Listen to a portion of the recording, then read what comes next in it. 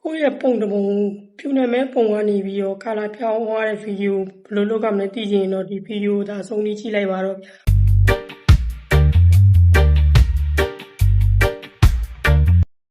ဒီလိုမျိုးပေါ့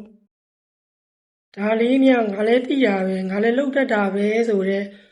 ငါသိငါတက်ခိုင်းချုပ်ကြီးကြီးဆိုရင်တော့ဒီဗီဒီယိုဒီနိုင်ကြော်သွားလို့ရပါပြီနော်အရင်ဆုံးဒီကတ်တဲ့ဝင်ပြီးတော့ဗောနော်ဒီ new video ဆိုတာလေးကိုနှိပ်လိုက်မယ်ပေါ့အဲ့လိုနှိပ်ပြီးသွားတယ်ကိုထည့်ခြင်းတဲ့ပုံလေးကိုရှာပြီးတော့ထည့်လိုက်မယ်ပေါ့နော်ကျွန်တော်ဒီဘောမန်လေးပုံလေးကိုထည့်လိုက်တာပေါ့ဗျာပြီးတော့ဒီနောက်ကဒီအန်တင်းဆိုတာလေးကို delete လုပ်လိုက်မယ်ဗျာပြီးကိုကပုံဘယ်နှစက္ကန့်လုံးမလဲပေါ့လုံးတော့ဆွဲဆန်းနိုင်ပေါ့ကျွန်တော်တို့6စက္ကန့်လုံးမယ်ဗျာ6စက္ကန့်လုံးမယ်ဆို6စက္ကန့်ဆွဲဆန်းနိုင်မယ်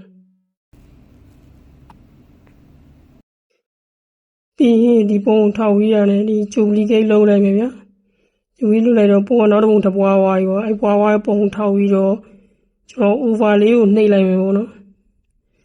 ကာလီကျရင်တော့ဒီ over လေးဆိုတဲ့ဟာမပေါ်တော့မပေါ်ရင်ဘာလုပ်လဲဆိုတော့ဓာတ်နဲ့သာဖိပြီးအောက်ကိုဆွဲကြဟိုးရှိဆုံးတော့ပို့ပလိုက်ရှုံးလို့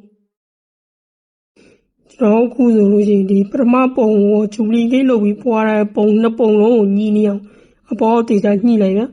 ညှိသွားလို့ရှိရင်ပထမပုံကိုထောက်မယ်ပထမပုံကိုထောက်ပြီးသွားပြီဆိုလို့ရှိရင်အောက်ကတန်းမှာအချက်ဆိုတဲ့ဟာကိုရှာလိုက်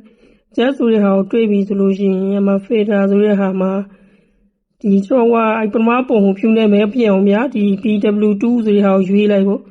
ဒါမှမဟုတ်လည်းဒီမှာတခြား black and white တွေရှိတယ်ဒါပေမဲ့ဒီတစ်ခုပဲလကားသုံးလို့ရတယ်ကျန်တာတွေကဝယ်သုံးရတာပေါ့ဗျာ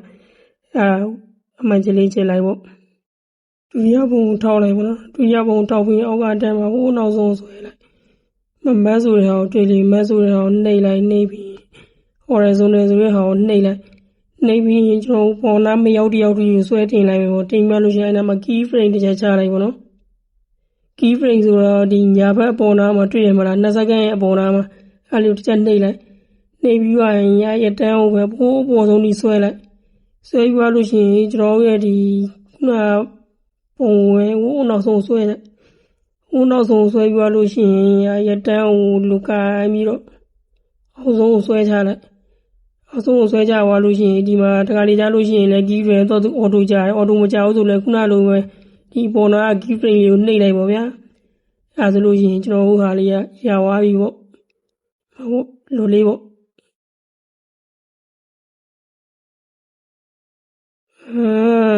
ဒါပဲလေ